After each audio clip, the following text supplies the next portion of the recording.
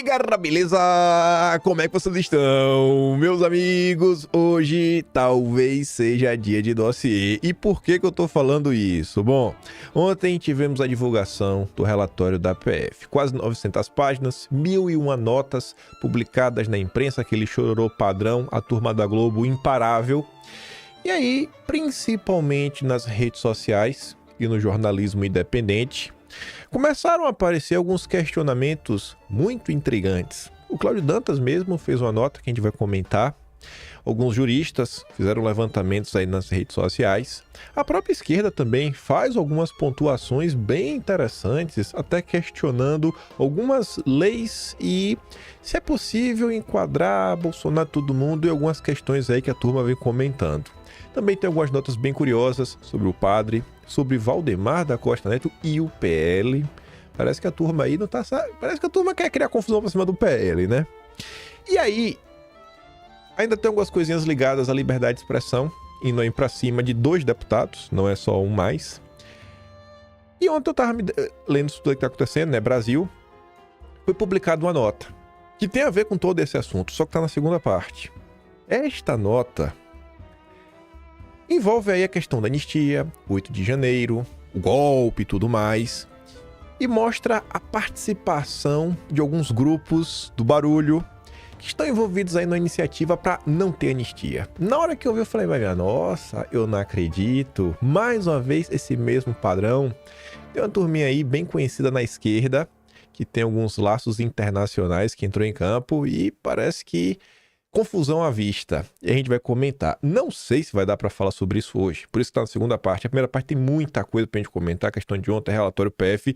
Mas se der tempo, a gente vai entrar no dossiê. Se não, vai ficar para amanhã. Mas vamos lá. Vamos tentar acelerar, que é para tempo de comentar sobre tudo.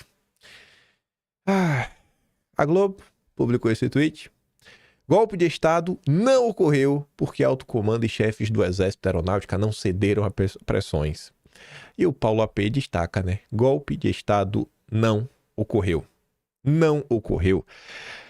É um caso que as pessoas querem que vocês acreditem no que eles estão lhe falando, não no que você vê. Que os seus olhos te mostram que nada aconteceu.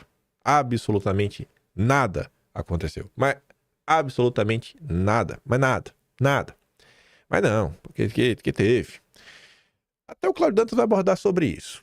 Aguenta só um tiquinho aí, que a galera tá falando muito que assim, não, porque tem um questionamento, né? E aí, foi colocado para andar ou não? Houve ou não houve algum tipo de execução? Mas antes de falar sobre isso, o Poder 360 ontem fez uma série de notas, essa aqui bem intrigante. Leia em infográficos a atuação dos 6 núcleos de crimes bolsonaristas. Aí você dá uma lida, né, que fala o seguinte: apesar da Polícia Federal ter indiciado Bolsonaro no mesmo inquérito que contém as investigações sobre o golpe de Estado e dizer que ele planejou, atuou, teve domínio de forma direta e efetiva dos atos executórios, o ex-presidente não é citado como integrante de nenhum dos núcleos de atuação para consumar o plano. Onde está Bolsonaro, então? A Globo te responde: Bolsonaro é o sujeito oculto. É o sujeito oculto. Ontem eu recebi um comentário, um seguidor falando o seguinte: eu sempre tive dificuldades nas aulas de português. Finalmente eu entendi o que é o sujeito oculto. É uma piada o que está acontecendo, né? O Leandro José colocaram sujeito oculto. Sujeito, é sério, sujeito oculto é essa mesma tese que vamos colocar na mesa? As 8 provas do relatório final da PF sobre a atuação de Bolsonaro na trama golpista. Ela Megali publicou a nota. Pra te mostrar. Não tem dúvidas. Só ver. Vamos ver. As provas. Agora tá irrefutável. Foi conferir as 8 provas da suposta participação de Bolsonaro na trama golpista. Isso, né, que foram apresentadas no relatório final da PF, que indiciou o presidente mais 36 pessoas. Primeira prova. Olha só. Reunião de Bolsonaro e ministros em 2022, no qual Bolsonaro questionou a maquininha. Ah, meu Deus do céu. De acordo com a Polícia Federal, isso seria parte de uma campanha de fake news sobre a lisura do processo eleitoral. Tudo parte do plano. Primeiro, já é uma prova. Segunda, a representação do PL na Justiça Eleitoral após o segundo turno, questionando o resultado. Está provado. Claramente um golpe de Estado. Ou seja, né, a PF interpreta uma ação judicial prevista em lei como elemento do golpe. Aí, terceiro, carta ao comandante do Exército, assinada por 37 oficiais superiores da ativa. Segundo Metrópolis, o documento expressava preocupação com insegurança jurídica e instabilidade política e social no país, além de criticar a falta de imparcialidade da mídia. A PF alega que a carta teve anuência de Bolsonaro. Irrefutável. Aí tem a minuta do golpe. Nossa senhora, né? Era o projeto de que? Estado de sítio, Estado de defesa, que tem que passar pelo Congresso, né? Ter aprovação do Legislativo. Esse é muito bom. Esse realmente me pegou, viu? Falei, rapaz, difícil apoiar Bolsonaro depois dessa. Existem registros de entrada e saída do palácio que supostamente indicaria que Bolsonaro tinha conhecimento da operação. Não é porque algumas das pessoas, tipo Cid, ocupavam cargos no palácio. Tentar trabalhar. Não é que eles estavam indo no trabalho. Não, é golpe. Reunião de Bolsonaro com comandantes militares para discutir a minuta do golpe. 7. Esse é bom. Talvez seja o melhor de todos. Bolsonaro estaria no palácio enquanto o general Mário Fernandes imprimia um suposto plano para o golpe. E agora, Bolsonaro? O cara imprimiu o papel, hein? A impressora golpista. A impressora golpista era HP ou era Xerox? Importante saber disso, né? Ou era Brother? Era uma Brother? E aí? Qual era a marca da impressora? Pode falar muito, né? Não sei. Tem impressoras que são mais golpistas do que a outra. Aquela impressora que direto come o papel, claramente é uma impressora golpista. Reunião com o general Estevão Teófilo, 9 de dezembro, no qual o comandante teria se prontificado a capitanear as tropas caso Bolsonaro assinasse o decreto. Resumindo, se essas são realmente as provas apresentadas no relatório, não há evidências concretas de uma tentativa de golpe. A lei brasileira não criminaliza atos preparatórios ou discussões isoladas, conforme apontam juristas. Além disso, é amplamente sabido que Bolsonaro não considerava o processo eleitoral imparcial e buscou questioná-lo dentro das 4 linhas. Sem sucesso, encerrou seu mandato. O restante parece mais uma narrativa para justificar a repressão política promovida pelo sistema nos últimos anos contra a direita e a ascensão do descondenado à presidência. Quem publicou, sem brincadeira, acho que a melhor nota do dia de ontem, assim, que realmente é matéria escrita, foi o Cláudio Dantas. Parabéns aí, Cláudio Dantas. Não leu todo. Na verdade, até leu, né? Ele diz, li na diagonal. Aí quando você vai assim, passando o olho, vendo aqui de relance as coisas, eu peguei para dar um relatório. Não são 800 páginas de texto sem parar. Tem muita imagem, aí tem relatórios, aí tem uns prints assim de Google Maps, mostrar o trajeto A para B, isso, etc, tudo mais. Enfim, tem essa parte visual que acaba ocupando muitas páginas, mas ainda assim tem muita coisa para você ler. Aí o Dantas comenta, né? O que interessa no relatório de indiciamento de Bolsonaro? O que é que interessa? E o Dantas colocou alguns pontos que eu não tenho uma resposta para te dar. O Dantas me deixou com dúvidas. Lida diagonal as quase 900 páginas do relatório de indiciamento de Bolsonaro, na expectativa de encontrar evidências de envolvimento do ex-presidente na execução de um golpe de Estado. Lá vai o Dantas. Será que encontrou? Me interessei especialmente, olha só, pelos depoimentos dos então comandantes do Exército Freire Gomes e da Aeronáutica Batista Júnior, apontados pelos investigadores como aqueles que resistiram ao intento golpista do então presidente da República. Diz a Polícia Federal que Bolsonaro, após sinalizar os termos da chamada minuta do golpe, mandou chamar ao Palácio da Alvorada os comandantes. Os comandantes do Exército e Aeronáutica se posicionaram contrários a aderir a qualquer plano que impedisse a posse do governo legitimamente eleito. Aí veja, isso chama atenção. Esses depoimentos chamaram a atenção do Cláudio Dantas, né? Porque a Polícia Federal não reproduziu no relatório justamente os depoimentos de militares de alta patente que são considerados peças-chave para o entendimento de todo o plano e a participação de Bolsonaro nele. 2 depoimentos foram importantíssimos para falar de tudo que está acontecendo. O depoimento do Frei Gomes e do Batista Júnior. E esse depoimento não está no relatório de ontem. Não, aqui, ó. É como se fosse assim, não, Bolsonaro é culpado. Frei Gomes e o Batista Júnior contaram tudo que Bolsonaro é culpado. Tá, eles falaram o quê? Não sei. Não. Tem que acreditar. E a gente acredita que o governo não mente. Chama a atenção também que 2 comandantes de forças tenham se negado a cumprir uma ordem, ainda que legal, do comandante, né, chefe, e não tenham sido imediatamente destituídos por ele. Ou mesmo que tenham silenciado durante todo o tempo diante do intento golpista. Outro aspecto notório no documento da PF é o esforço dos investigadores em transformar as tantas críticas ao sistema eleitoral, todas públicas e sistemáticas, num engendramento golpista que teria se iniciado em 2019. Para a Polícia Federal, Bolsonaro começou o golpe no mesmo ano que tomou posse. O debate em torno dos limites para a aplicação do artigo 142, também público e sistemático, foi obliterado pela narrativa golpista a ponto de não haver sequer uma menção ao artigo 142 ao longo de todo o relatório, com exceção do Plano 42 encontrado na gaveta da sede do PL. Tampouco a menção ao estado de sítio. A Polícia Federal também abusa da palavra execução como um artifício retórico para incluir qualquer ato preparatório não punível pela legislação, né? E transformar isso em ato executório.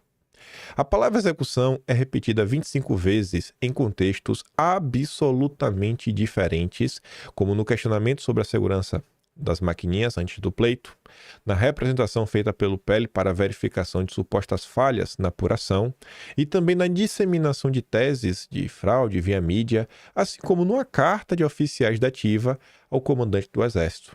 O documento apresenta uma clara ameaça de atuação com ferramentas, deixando evidente que a execução dos atos para suprimir o Estado Democrático de Direito estava em andamento, alega a Polícia Federal. A confusão entre atos preparatórios e execução é proposital.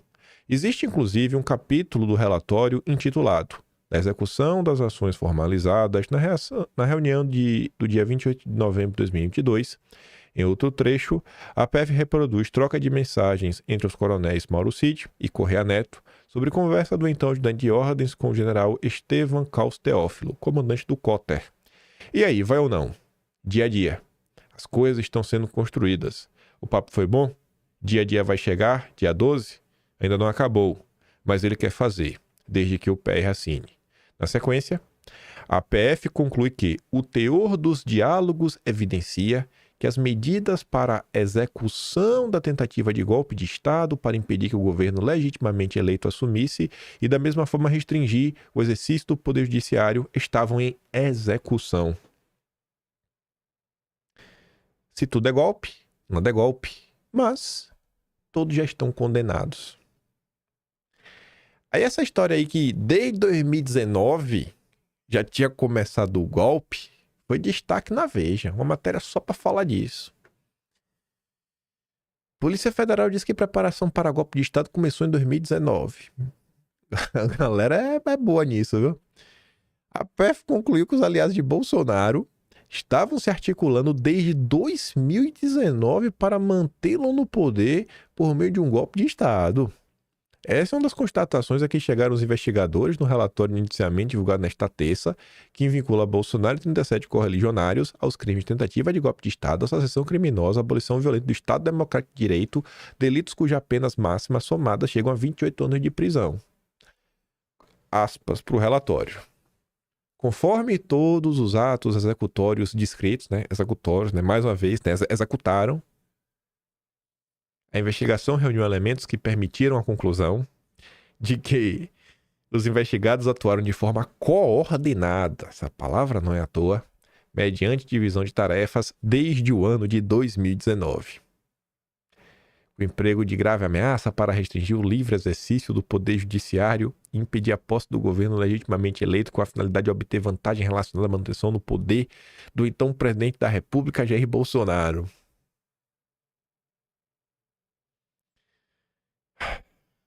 Por isso que eu até falo para você, me incomoda muito quando eu vejo alguém acusando outro alguém de qualquer tipo de ação coordenada sem que prove nada. Não pode ser acusando assim os outros de qualquer coisa. O documento de quase 900 páginas faz uma linha do tempo desde a posse de Bolsonaro até o caso aí do tio França. Nossa senhora, viu? Para os investigadores, a preparação do terreno para um possível golpe de Estado começou com a propagação de discursos antidemocráticos por Bolsonaro e seus aliados, questionando a idoneidade do sistema eleitoral e a democracia brasileira. Antidemocrático demais mesmo, né? Rapaz. O grupo ora investigado desde o ano de 2019 já propagava essa ideia. O objetivo era sedimentar na população a falsa realidade de possível fraude, né? Para posteriormente a narrativa atingir dois objetivos. O primeiro, não ser interpretada como um possível ato casuístico em caso de derrota eleitoral. E o mais relevante, ser utilizada como fundamento para os atos que se sucederam após a derrota do então candidato Jair Bolsonaro no pleito de 2022. Os caras planejaram tudo desde 2019 para criar um clima, desestabilizar o país, rapaz. Profissionais, viu? Aí se você acha que essa tese é curiosa, isso aqui. Essa foi uma das melhores do dia de ontem. Como o Will Smith entrou no relatório da PF sobre trama do golpe. O negócio tá hollywoodiano. O senador Marcos Duval, aí o que vinha depois, você sabe que cabe no papel, né? Marcos Duval realmente é sensacional. Meu Deus. Ele usou a técnica do filme Golpe Duro com Will Smith para manipular a mídia, no caso que recebeu uma proposta para fazer uma gravação que incriminasse o ministro. A revelação foi feita em uma conversa com a deputada Zambelli. Aí tem um print lá, o Marco Duval falou, não, eu vi isso aqui no filme, eu vou fazer. O pessoal tá assistindo muito TV, viu? Realmente o pessoal tá assistindo muito filme. Minha Nossa Senhora, velho. Não dá. Ia ter um golpe de Estado. Com técnicas que o cara aprendeu em filme. E o padre? Indiciado, né? Mas a parte curiosa do relatório é a oração ao golpe. Você tem que aprender essa reza. Padre indiciado criou oração ao golpe, diz a Polícia Federal. O padre José Eduardo de Oliveira e Silva, indiciado pela PF, né, escreveu e repassou via WhatsApp. Ainda teve disparo via WhatsApp, corrente de oração do golpe. Uma espécie de oração ao golpe em que pedia que todos os brasileiros incluíssem em suas preces os nomes de militares que poderiam se envolver na trama. E aí eu pergunto para vocês, e se algum desses militares tiveram algum tipo de ajuda divina? E aí? Jesus Cristo será preso? Vão prender São Pedro? E aí agora? Como é que vai fazer? Vai expandir esse inquérito para as forças angelicais? Assim, é incrível. Aí tá ali, ó, essa imagem. Aqui, ó. Segue abaixo uma lista com o nome do ministro da Defesa e de outros 16 generais, 4 estrelas, para que todos os brasileiros católicos e evangélicos os incluam em suas orações, pedindo para que Deus lhes dê a coragem de salvar o Brasil. Lhes ajude a vencer a covardia e os estimule a agir com consciência histórica e não apenas como funcionários públicos de farda. Vendo aí, né? Frei Gilson, passe apenas para pessoas de estrita confiança. Pronto. Vai ter, rapaz, vai ter busca e apreensão no céu. Vai ter busca e apreensão no céu. Se prepara São Pedro, Jesus Cristo, que o bicho vai pegar, viu? Rapaz, se vocês atenderem essa prece, se algum santo tá aí atender essa prece, vai, tá achando o quê? Tá achando o quê? Que é terra de... é a casa de mãe Joana, é? No Brasil não, irmão. No Brasil tem soberania. Tem que levar dessa forma, né? Porque tem umas coisas que... se você não tentar rir, você fica maluco. Essa nota aqui é curiosa. É aquela típica tentativa da imprensa de tentar incriminar alguém. Filho de Bolsonaro é citado em relatório da PF, junto a padre. E você vê isso e fala, nossa, meu Deus, olha aí, ó. Família Bolsonaro tudo envolvido no golpe. Aí tu sai da manchete, vai ler o conteúdo dela. Apenas um dos 5 filhos de Bolsonaro foi citado pela PF, o deputado federal Eduardo Bolsonaro. No documento, a PF cita uma suposta relação de Eduardo com um dos indiciados, né, por ter elaborado a minuta, que é o padre. Segundo a PF, veja só, o padre José Eduardo de Oliveira e Silva criou um contato com o nome do deputado em 18 de novembro de 2022. Criar o contato, gente, é quando tu pega teu celular, tu digita o número da pessoa e tu salva. Vou salvar deputado Eduardo Bolsonaro. Pronto, ó. Aqui, ó, foi citar. Ih, bandido. Tem necessidade de uma matéria como essa? Tem, né? Óbvio. Pra tentar ajudar a criminalizar a direita. Pra tentar ajudar a criminalizar a direita. Não tem outro tipo de explicação. A turma do Yoga dele, né? O negócio assim é visceral. É um ódio. Eu não consigo entender qual o ódio que essas pessoas têm. Sabe de quem é direita, de quem apoia Bolsonaro? O que eu sei é que o Enio Viterbo, um jurista de direita, ele foi ler o relatório e ele foi direto na parte do Felipe Martins. Que ele fala assim, ó, comecei a analisar o relatório da PF, tem 884 páginas, mas eu fui direto conferir a situação da prisão preventiva de Felipe Martins. Porque é uma situação que acompanhamos por aqui e tem coisa estranha. Bom, a Polícia Federal diz que Felipe Martins forjou sua saída do Brasil no final de 2022 para dificultar sua localização e, consequentemente, a aplicação da lei penal. O problema é que ele não era investigado na época. Além disso, não existe absolutamente nenhuma prova dessa alegação da PF. É mera alegação.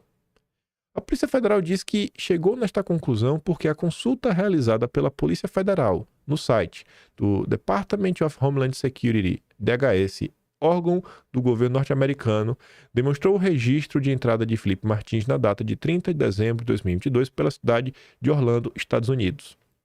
O curioso é que no site do DHS eles falam, olha, as informações aqui citadas, elas não têm validade jurídica. Não é um órgão assim, estrita, assim, que tem um trabalho focado, assim, ó, um negócio que bem desenhado, assim, para ter certeza do que tá fazendo, né? Aquele órgão cri-cri. Não, ali você bota informação, não necessariamente as informações batem. Tá lá no site, tem um disclaimer lá falando isso. E o Enio comenta, o problema é que o DHS alterou essa informação muito antes da entrega do relatório da Polícia Federal. A nova informação do governo americano é que a última entrada de Felipe Martins foi em setembro de 2022 e não em dezembro, como diz a Polícia Federal. Leiam o relatório e tirem as suas conclusões. Valdemar está entre os indiciados. E eu acho que a matéria seguinte nos faz entender um pouquinho. Por que Valdemar foi indiciado? Por quê? Bom, enfim, a gente vai chegar lá.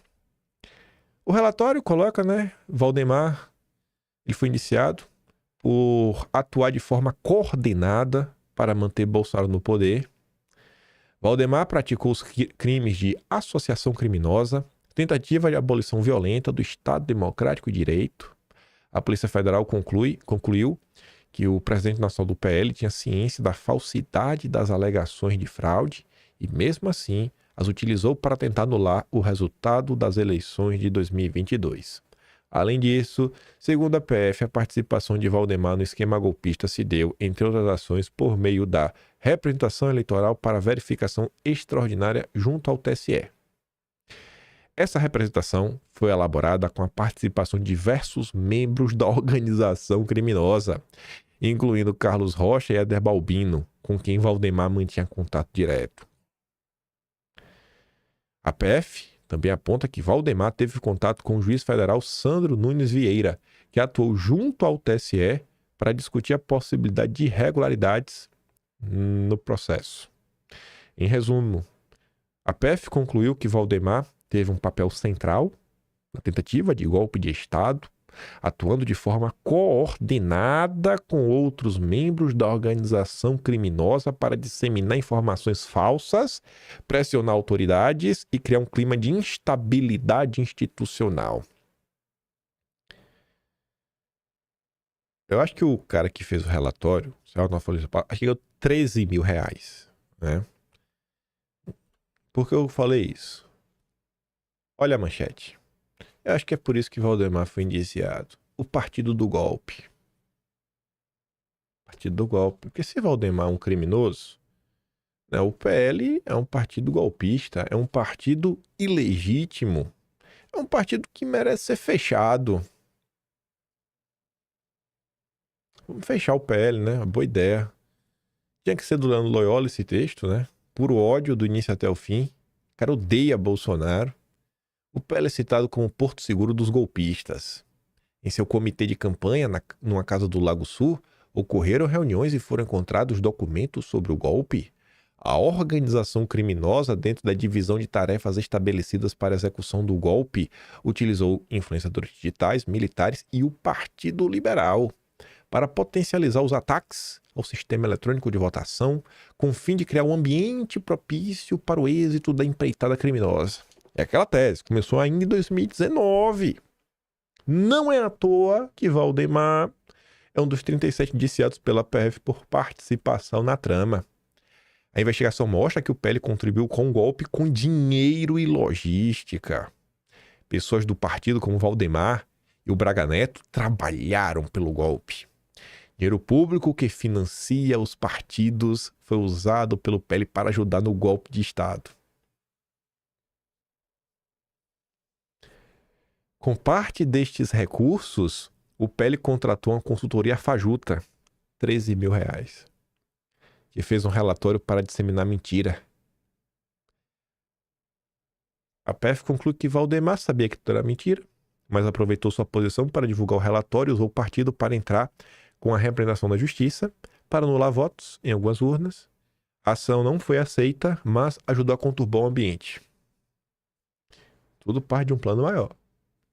Numa tradução prática, o dinheiro dos contribuintes foi usado pelo PL para disseminar uma mentira com o intuito de atentar contra a democracia e o Estado Democrático de Direito. Um dos vários achados da investigação da PF é que, pela primeira vez desde a redemocratização, um partido político foi usado para ajudar num golpe de Estado. Por que Valdemar foi indiciado, hein? Por que será, né? Será que essa turma quer fechar o PL? Será que... não sei... Será que é o sonho da esquerda brasileira? Não, vamos fechar o PL porque ele vai enfraquecer a direita, né? Não sei, não faço a mínima ideia.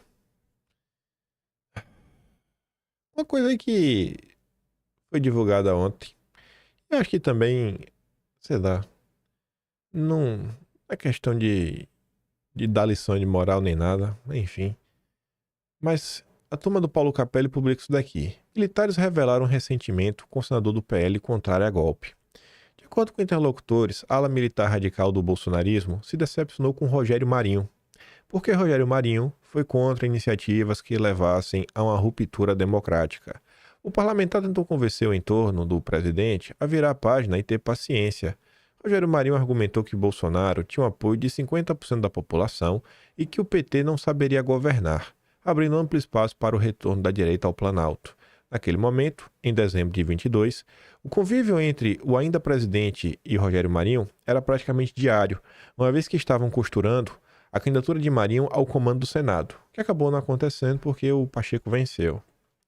Dessa forma, os militares que hoje estão na mira da PF pela suposta trama golpista ficaram ressentidos com a atual líder da oposição por puxar a corda para o outro lado. As anotações, né? O CID externou detalhes de sua delação, bem como outras informações ao interlocutor que fez anotações no papel que acabou apreendido pela PF. Tá ali, ó. Perguntaram muito do general Mário, né? Que foi preso aí, caso do plano. O ministro é birrento, ele não ia soltar Sérgio Cordeiro, né, ex-assessor de Bolsonaro, um advogado que teve que intervir. Ressentimento com a parte política da direita, dois pontos, Rogério Marinho, isso aí que estava no papel da anotação. Perguntaram sobre Flávio Bolsonaro, aliviou. Não falou nada sobre o general Heleno Braga Neto. General Braga Neto não é golpista. Estava com pensamento democrático de transparência do processo. Curioso, né? Essa parte aí não ganha destaque. Assim, tudo tá acontecendo agora. Eu sei que é complicado você culpar algumas coisas. Mas eu digo pra vocês, e eu sei que às vezes é chato. Só que essas coisas chatas, gente, elas se repetem ano após ano. E quando você olha os problemas que a direita enfrenta, cara, 99% dos problemas não foram criados por Bolsonaro. É sempre criado por algum maluco. Sempre criado por algum maluco. É sempre criado, sempre vem pelas mãos de algum maluco. Aí você vê, os malucos dessa vez estavam contra o Rogério Marinho. Então, cara, esse caminho vai dar errado. Pelo amor de Deus, deixa de maluquice vocês aí. Não dá pra gente, não dá pra gente, enfim. Tanto faz aí de, chame do que quiser. Assim, ó, sei lá, quem discorda do PT, eu acho complicado assim, se qualquer pessoa que discordar do PT tiver junta, sabe? Tem que ter um algo a mais do que discordar do PT. Porque eu vejo esses caras aqui, eles discordam do PT. Irmão, vocês são malucos da cabeça. Tudo que tá acontecendo agora, grande parte é por causa desses malucos. Grande parte é por causa do que a galera fez. Pode ter tido boa intenção, mil coisas, mas o resultado prático no final do dia foi desastroso. O resultado prático foi desastroso. E tem que começar a julgar, né, quem participa aí da política pelas suas ações, não é pela boa vontade. Enfim, a Luísa Martins comenta que existe uma ala da corte que defende análise em plenário, não na primeira turma. Ela não foi a única que comentou sobre isso, a Malu Gaspar também comenta, que essa nota aqui, mas a gente já chega lá. A avaliação desses ministros é que o processo é complexo, tem grande repercussão nacional, pois envolve Bolsonaro, e exige uma resposta do quórum completo do tribunal. Entretanto, o ministro está convicto de que o caso deve ser submetido à primeira turma. Fontes da corte dizem que ele até teria a opção de levar o caso ao plenário, se assim ele quisesse, mas não há essa obrigação. O entorno dele diz que na primeira turma há mais chances de que o voto do relator seja seguido à unanimidade. E aí a turma da Malu Gaspar, né? Saiu na coluna dela, mas quem escreveu foi o Rafael Moraes Moura. O desconforto no Supremo com a decisão do ministro de levar golpistas para a primeira turma. Essas questões mais relevantes deveriam sempre ir a plenário, diz o ministro, que não vai participar do julgamento e conversou reservadamente com a equipe da coluna. Ministros, integrantes da corte, ouvidos pela equipe, dizem que o ministro quer repetir a votação por unanimidade, obtida no caso da suspensão do Twitter para a trama golpista. Você quer repetir a unanimidade? É porque já tá decidido. O voto já tá pronto. Meu Deus, aí. Não dá. Aí ontem, mais uma vez, o Estadão publica uma nota que inclusive entra em contato com alguns especialistas no direito para dizer que a permanência do ministro em inquérito contra Bolsonaro pode gerar riscos de anulação. Comentando, cara, né, como ele é alvo direto dos golpistas, seria ideal que ele se declarasse impedido de continuar na condução do inquérito na corte. Segundo esses especialistas, essa medida pode evitar que brechas processuais sejam exploradas pela defesa dos envolvidos e que poderiam levar à anulação do caso. O afastamento também fortalece a legitimidade suprema, especialmente diante do atual contexto de crise de confiança que a instituição enfrenta. Aí conversaram com o ex-desembargador Walter Maierovitch, falando com o professor da FGV, acho que Guilherme Bardaró, sobrenome Bardaró de certeza. Conversaram com uns 3, 4 especialistas. Tô falando, cara, não é bom. Mais uma nota dentre tantas que já foram publicadas. Eu acho que a chance disso aqui acontecer é zero. Zero. Vai ter até um julgamento agora em dezembro, pedido de Bolsonaro para declarar o ministro impedido. A Atsuki colocou essa nota, em cima ali um vídeo. Ela coloca o nosso companheiro Rui. Companheiro Ruizão, comenta o seguinte. Todo dia eu leio em algum órgão da esquerda que o Bolsonaro foi triturado, desapareceu, morreu, não sei lá mais o quê, né? O próprio 247 hoje tem um artigo do Guimarães que fala o seguinte: falta pouco para matar o bolsonarismo. Não vai matar, nego. Não vai matar. Eu vou dizer mais. Isso daqui, essa política é uma política para se matar. É que tem que dar graças a Deus, se acreditar em Deus, que os bolsonaristas, eles são tapados. Porque isso aqui era para fazer uma campanha nacional. O Alexandre Moraes presidindo o inquérito onde ele é a vítima, ninguém pode levar a sério isso. Toda essa lambança judicial, isso daí é um prato cheio para os bolsonaristas. A sorte é que os bolsonaristas não sabem aproveitar. Então fica esse negócio confuso. Bolsonaro, na eleição passada, depois de tanta coisa como essa aqui, esse aqui não é o primeiro negócio contra ele. O partido mais votado do Brasil foi dele. Ele é o maior cabo eleitoral brasileiro. Aí o cara fala assim, falta pouco para matar o bolsonarismo. Que vai matar o bolsonarismo como? Colocando ele na cadeia? É isso? Precisa ser muito burro. Você vê, né? Eu acho que essa questão de impedimento, eu acho que é um ponto a ser debatido, né? Ser debatido, colocado na mesa, questionar, uma boa. Quando você vê que a própria esquerda tá falando, para evitar problemas. Quando você vê o próprio Estadão também falando, pô, complicado, né?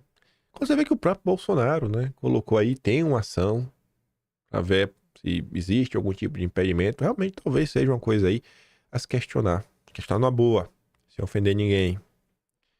Aí o companheiro Ruizão também comenta sobre a tal lei aí do Estado Democrático de Direito, né, que prevê alguns determinados crimes.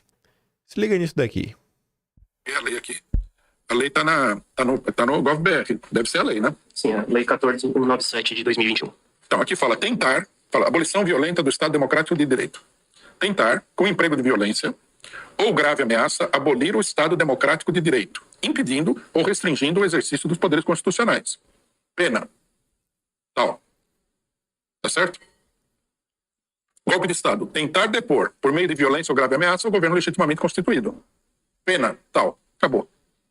Onde é que está o negócio de que planejar, discutir, cogitar é crime? Para ser justo, a letra da lei, que é o que a pessoa deveria seguir, o próprio artigo 359 diz que tentar com emprego de violência ou grave ameaça. Então, não teve violência nenhuma, não teve grave ameaça, não teve porra nenhuma. Aí a pessoa, o PSDBista aí, disfarçado de esquerdista, ele vai falar o seguinte: não, mas nós precisamos deter o Bolsonaro. Bom, eu não sou favorável a deter o Bolsonaro desse jeito. Eu não sou, por exemplo, favorável a aprovar a pena de morte. Mas se o Bolsonaro tivesse tentado dar o golpe de Estado tudo, não sou favorável a incluir na legislação a pena de morte para poder matar o Bolsonaro. Por quê? Porque eu sei que se for aprovada a pena de morte, vão matar um monte de gente pobre. Quer dizer, a pessoa não se preocupa com o que está acontecendo aqui. É uma deturpação da lei. O cidadão escreveu uma minuta. Bom, escrever minuta, meu amigo, não é crime. Não, mas eles tinham a verdadeira intenção de dar o golpe. Também não é crime isso. A lei, claramente, apenas o crime de golpe de Estado, você precisa tentar por meio de violência ou grave ameaça. Veja só como é que é o negócio, que o pessoal não pensa.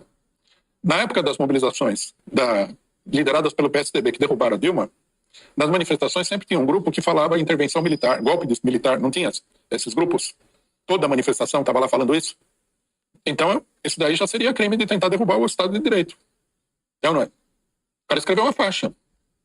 É mais explícito do que o que o pessoal fez aqui.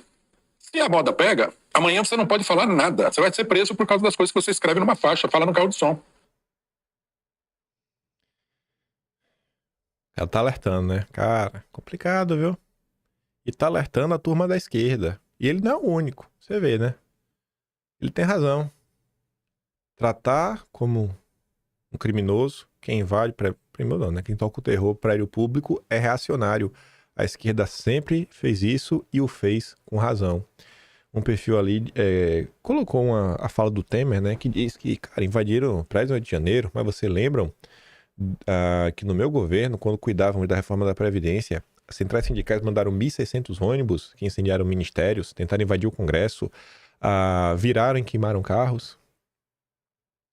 Eu fui parar pra ver até os comentários do Rui Costa, do Ruizão, com o Peru Ruizão. Com o Peru Ruizão, ele fez uma analogia, eu vou fazer ela bem mais leve. Por exemplo, eu acho que é crime se você estiver dirigindo e propositalmente, você pensa que tá dirigindo numa estrada, assim, na beira de uma montanha. De propósito, você pega seu carro e joga pro cara cair, né? Você usa o seu carro pra empurrar o cara ribanceira abaixo. Eu acho que isso não pode. Mas, veja só. Imagine que você estava dirigindo, antes de subir a montanha, o cara te deu uma fechada, sem querer ou de propósito, tu acabou com teu carro indo pro acostamento e teu pneu furou. Aí tu foi trocar o pneu, né? Nessa que tu tava trocando o pneu, tu ficou com a raiva, tu falou, rapaz, quando eu trocar meu pneu, eu vou correr mais rápido que Rubinho Barrichello. Vou pegar ele na curva, na maldade eu vou empurrar ele pra fora da pista. E aí tu vai trocando o pneu, aí o cara aí tu começa a acelerar, pra ir atrás do cara. Tu fala assim, eu vou pegar ele e vou derrubar. Então tu pensou, sabe? Tu fez toda a maldade na tua cabeça. Tu dirigiu pra tu alcançar o cara. Mas quando tu tava vendo o carro dele assim, que tu falou, cara, agora se tu quisesse, tu conseguia, tu desistiu. E aí? Isso é crime? Tu pode ser multado por ter ultrapassado o limite de velocidade, etc, tudo mais, né? Direção perigosa. Mas tu jogou o cara pra fora da montanha? O exemplo que o Rui dá é o cara com a ferramenta. Fala, cara, tu ficou puto com alguém. Tu fala assim, eu vou tirar esse cara de circulação. Tu bota o negócio na cintura, cheio de bala, tu entra na cara do cara, faz foguete. Tu fez? Não. Então não teve tentativa. É o exemplo que ele dá. Aí diz, tu pode ser fichado por estar com a ferramenta ilegal. Tu pode ser fichado por invadir a casa de uma pessoa sem permissão. Agora, por tentar fazer o cara, né, desaparecer, não, tu não fez nada. Tu não tomou iniciativa. Ele tá comentando, cara, tá se tomando um caminho complicado. Isso, no final do dia, vai se virar contra todo mundo que for algo, né, for uma presença indesejável ao sistema, né, chame do que quiser. Mas não são, né, na unanimidade. Grande parte aí da esquerda, pra minha esquerda lulista, tá assim, um dedinho cruzado, contando os dias pra você saber o quê. Aí, sobre essa questão, né? Pô, a esquerda no passado entendia alguns problemas e se posicionava de forma contrária, mas a esquerda mudou. Anteontem, aí depois de te mostrar a matéria de ontem, anteontem, Bela Megali diz: o novo foco de irritação de Janja com os militares. Isso anteontem. E o episódio envolvendo o coronel da reserva, Anderson Freire Barbosa, se tornou novo foco de irritação da Janja. Esse coronel, ele publicou num grupo de WhatsApp privado, uma mensagem dizendo que as eleições foram, né, cheias de maracutaia. Ainda chamou Lula de ladrão e contestou o inquérito da Polícia Federal sobre a tentativa de golpe. A Janja ficou revoltada anteontem. Aí o que é que teve ontem? Para deixar a Janja calma, a AGU vai processar o coronel da escola, né, que ofendeu o Lula. Quem? O coronel Anderson Freire Barbosa. Pronto, agora a gente já pode dormir feliz. Esse é o Brasil da esquerda. Esse é o Brasil do PT. Difícil, viu? Sério mesmo, velho. É inacreditável. Deixa eu ver só um negócio aqui, rapidinho.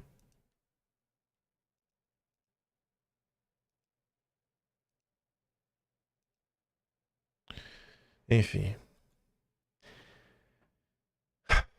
Muito se falou sobre o Marcel Van Hatten, mas ele não está sozinho. Cabo Gilberto também foi indiciado pela Polícia Federal. Fiz o quê?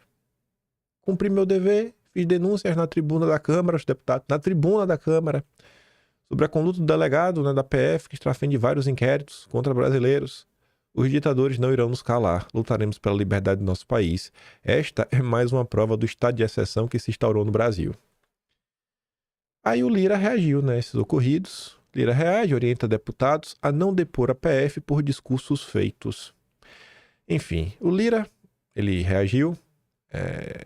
Enfim, em reunião com líderes, Lira orientou os colegas a não deporem quando forem chamados à PF para falar sobre os episódios e garantiu que defenderia a prerrogativa de imunidade parlamentar na próxima fala no plenário. Como mostrou a coluna, 2 deputados da oposição foram indiciados, o Marcel Van Hatten e o cabo Gilberto Silva. De acordo com interlocutores, Lira demonstrou irritação e reforçou que os discursos deveriam ser blindados de qualquer investigação do tipo, uma vez que os parlamentares possuem imunidade para discursar, principalmente quando fazem na tribuna da Câmara. Lira ainda deve usar como base do discurso um parecer da Procuradoria Parlamentar da Câmara, que se posicionou de maneira contrária ao inquérito. É imperativo que o Supremo, em sua função de guardião da Constituição, coíba a instauração de inquéritos ou procedimentos que busquem apurar o conteúdo das manifestações parlamentares, preservando assim o direito constitucional à inviolabilidade e ao livre exercício do mandato popular. Fernando Filho comenta: a imunidade parlamentar foi feita não para proteger este ou aquele deputado, o senador, mas os eleitores que eles representam, para que o parlamentar possa denunciar e criticar o que julgar necessário, sem medo. Um parlamento com medo não fará uma grande democracia. E aí, olha que curioso, relembrar é viver. Gleisi Hoffmann também atacou a Polícia Federal, mas não teve inquérito. Não teve inquérito. A PF já foi alvo de acusações de Gleisi e não abriu inquérito. Antes das críticas e acusações que recebeu este ano de deputados da oposição, a Polícia Federal foi alvo de um duro discurso da Gleisi, isso em 2017. Nenhum inquérito foi aberto. A então senadora usou o plenário para atacar a forma de atuar da Polícia Federal durante o governo Michel Temer, afirmando que a corporação atuava fora da lei, causava problemas seríssimos, pessoas desistindo de viver e fazia operaçãozinha para aparecer na televisão. Mas não pegou nada, porque é do PT. Aí pode fazer tudo. Esse é o Brasil, 2 pesos e 2 medidas. E vamos lá, corri e vai dar tempo. Gente, ainda ligado a tudo que nós comentamos, a Folha de São Paulo ontem publicou esta nota. Campanha quer lotar e-mail de Lira e pressioná-lo a arquivar a anistia a 8 de janeiro. Isso já chamou minha atenção, porque quantas campanhas não aparecem diariamente? Por que esta campanha chamou a atenção da Folha de São Paulo? Porque virou notícia. Por que virou notícia? Tanta coisa para ser noticiado, porque é logo esta. Uma campanha lançada nesta terça, que lotou e-mail do Lira. Beleza. Aí vai vendo. Apoiadores podem usar o site da iniciativa Sem Anistia para Golpista para preencher seus dados e enviar automaticamente uma mensagem para o Lira, cobrando a decisão certa pelo bem do Brasil e suas instituições. A ideia, olha o timing, usar as revelações da Polícia Federal sobre o plano de golpe para fazer o Lira contrariar o bolsonarismo e enterrar a proposta de perdão.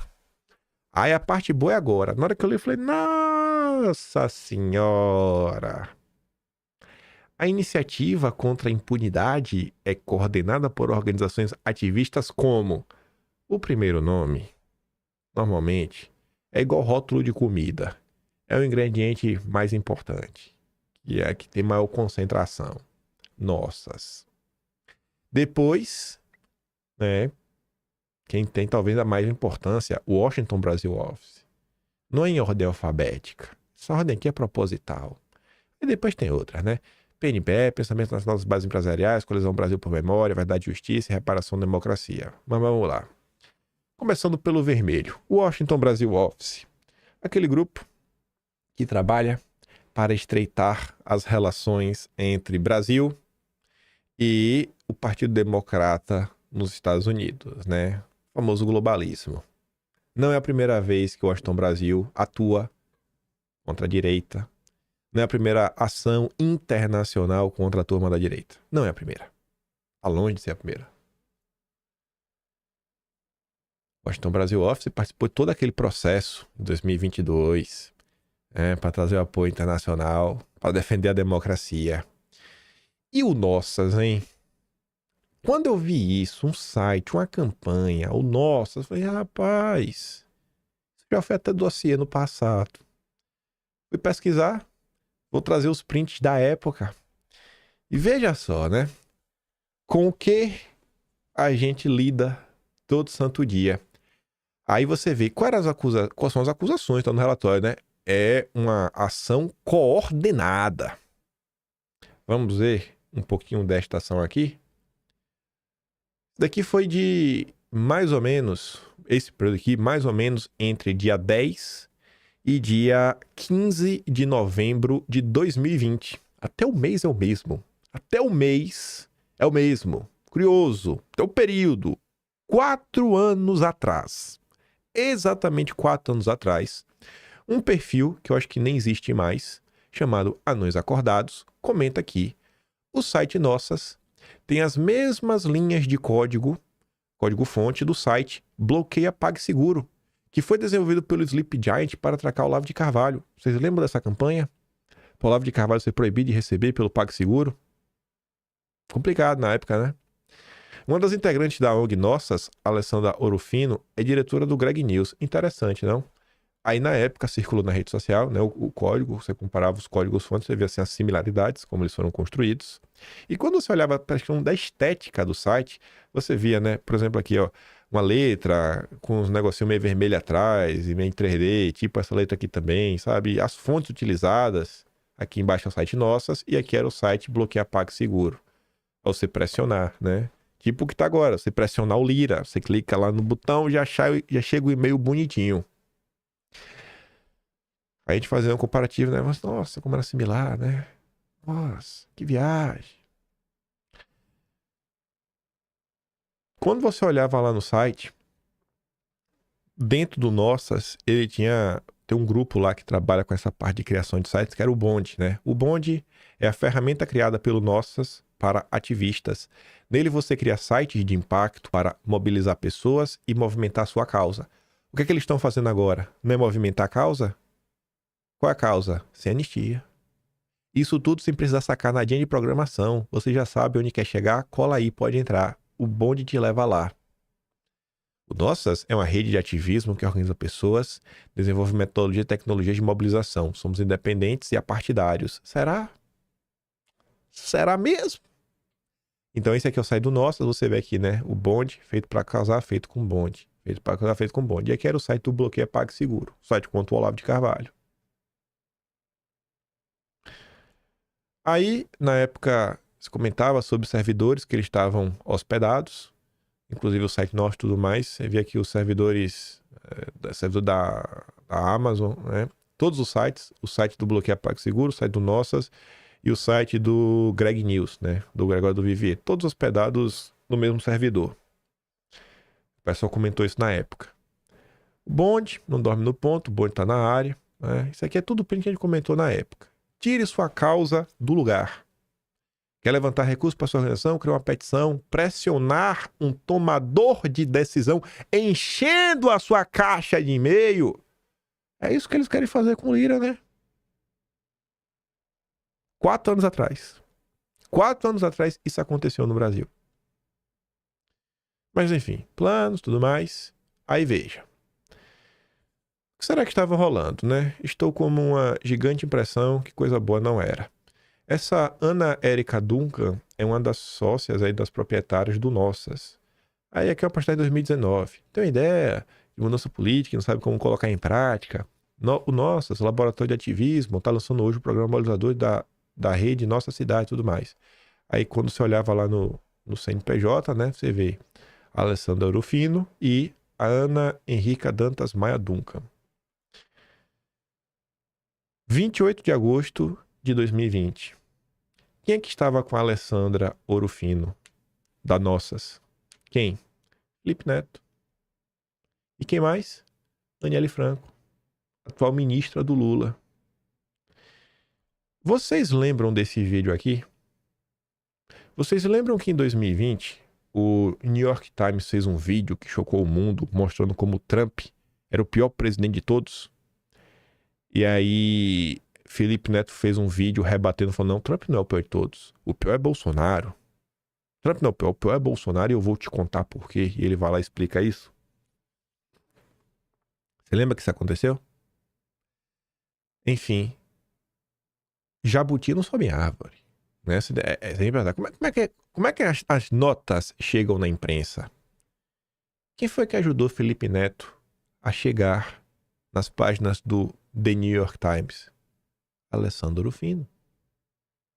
Felipe Neto, inclusive, agradeceu a Alessandra Rufino. Felipe Neto não era um cara da política. Ele foi feito para ele chegar onde está. Começou com a ida dele no Roda Viva em 2020 para falar que o WhatsApp tinha que sofrer algum tipo de regulamentação. Vocês vão lembrar disso. Não sei se vocês vão lembrar. Eu lembro. O vídeo do Felipe Neto ganhou apoios de peso na época, como nosso querido Pedro Abramovay. Na época, era diretor da Open Society Foundation para América Latina e Caribe. Agora ele subiu de nível, é vice-presidente mundial da ONG dos Soros. E na época, o então chefe da coisa toda, que era o Patrick Gaspardi, que era o presidente da Open Society, publicou o vídeo do Felipe Neto. Falando, Trump não é não, é Bolsonaro. São essas pessoas que apoiam não ter anistia. São essas pessoas que apoiam pressionar o Lira contra qualquer tipo de perdão. Aí tá ali, né? Alessandro Rufino, Nossas, Porta dos Fundos, a Greg News, né? Você vê, pô, realmente faz sentido. Colunista na Folha.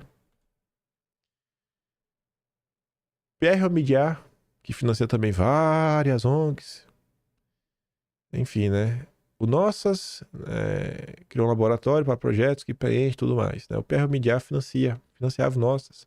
Essa ONG foi financiada pelo Pierre Omidyar, o bilionário por trás do eBay. Ele também é o principal financiador do Intercept. Aí quando você olhava o Nosso, é totalmente apartidário, sem lado político, né? Seguia o Open Society, Pacto pela Democracia, Anistia Internacional. Os membros do Pacto pela Democracia, você vai ver, né? Renova BR, RAPS, IDDD, do Augusto de Arruda Botelho, Sou da Paz, Instituto Igarapé da Luna Zabó, Transparência Internacional. Quem é mesmo amigo da turma Transparência Internacional? Não vou falar pra não ficar chato, né? É porque eu pego no pé. Não vou falar dele hoje. Já. Alana, Agenda 2030. E essas pessoas estão aí atuando contra a anistia da turma do 8 de janeiro. De coração.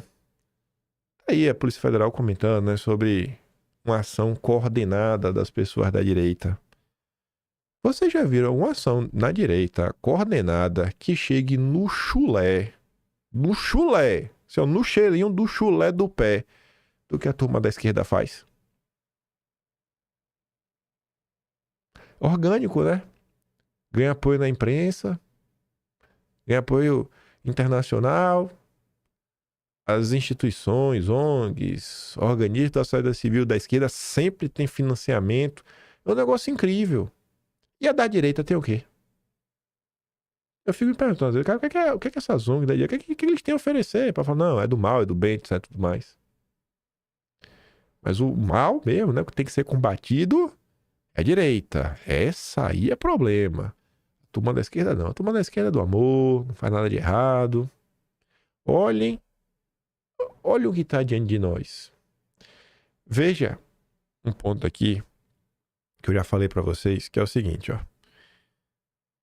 Eu acho que todo mundo de direita vai concordar em vários pontos.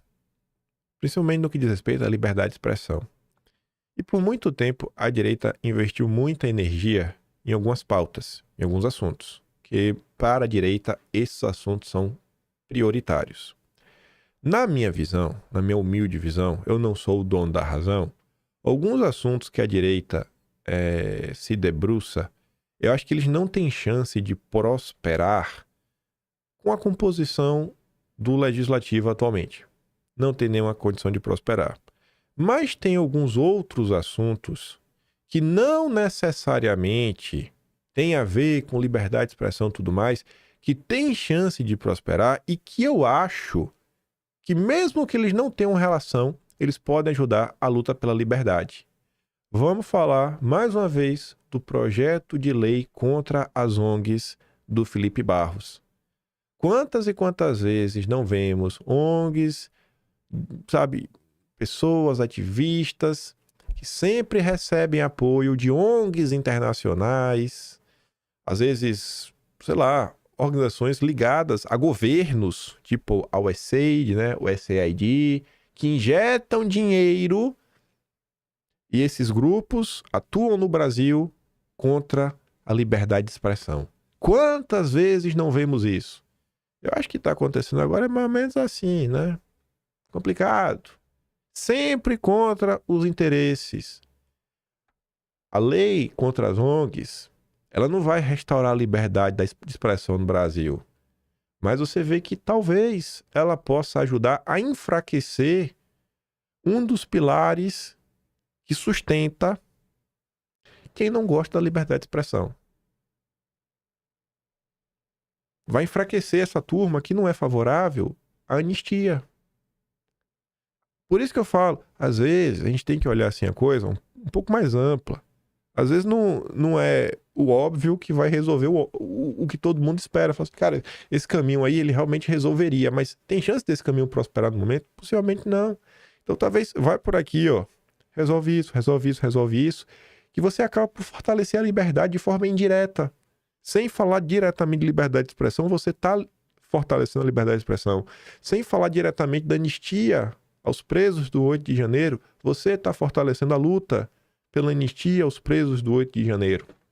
Não é a primeira vez que a gente comenta sobre algo assim. Eu peguei... 4 anos atrás aconteceu a mesma coisa. Só peguei o mesmo grupo, a mesma forma de atuar. Vou mandar 2 videozinhos curtos do Ruizão lá no Telegram. Quem quiser ver, mostrar para um amigo de esquerda que tá perdido aí no ressentimento, na amargura.